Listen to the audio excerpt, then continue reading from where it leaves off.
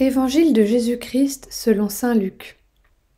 Le même jour, c'est-à-dire le premier jour de la semaine, 2 disciples faisaient route vers un village appelé Emmaüs, à 2 heures de marche de Jérusalem, et ils parlaient entre eux de tout ce qui s'était passé.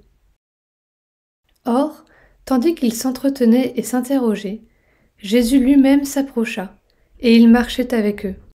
Mais leurs yeux étaient empêchés de le reconnaître. Jésus leur dit : « De quoi discutez-vous en marchant ? » Alors ils s'arrêtèrent, tout tristes. L'un des deux, nommé Cléophas, lui répondit : « Tu es bien le seul étranger résidant à Jérusalem qui ignore les événements de ces jours-ci. » Il leur dit : « Quels événements ? » Ils lui répondirent : « Ce qui est arrivé à Jésus de Nazareth, cet homme qui était un prophète, puissant par ses actes et ses paroles devant Dieu et devant tout le peuple. Comment les grands prêtres et nos chefs l'ont livré, ils l'ont fait condamner à mort et ils l'ont crucifié. Nous espérions que c'était lui qui allait délivrer Israël. Mais avec tout cela, voici déjà le 3e jour qui passe depuis que c'est arrivé. À vrai dire, des femmes de notre groupe nous ont remplis de stupeur. Quand dès l'aurore elles sont allées au tombeau, elles n'ont pas trouvé son corps. Elles sont venues nous dire qu'elles avaient même eu une vision, des anges qui disaient qu'il est vivant. Quelques-uns de nos compagnons sont allés au tombeau et ils ont trouvé les choses comme les femmes l'avaient dit. Mais lui, ils ne l'ont pas vu.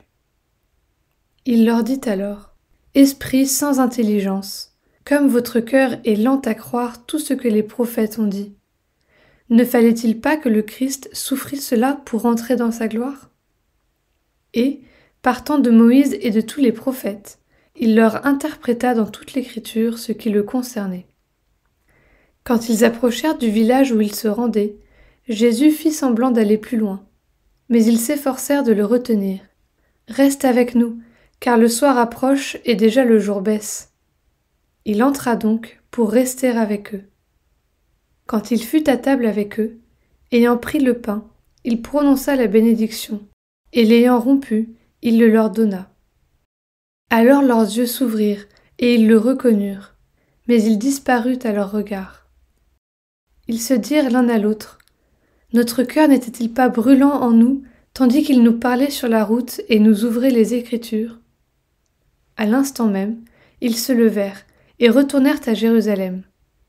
Ils y trouvèrent réunis les 11 apôtres et leurs compagnons, qui leur dirent : « Le Seigneur est réellement ressuscité, il est apparu à Simon-Pierre. » À leur tour, ils racontaient ce qui s'était passé sur la route et comment le Seigneur s'était fait reconnaître par eux à la fraction du pain.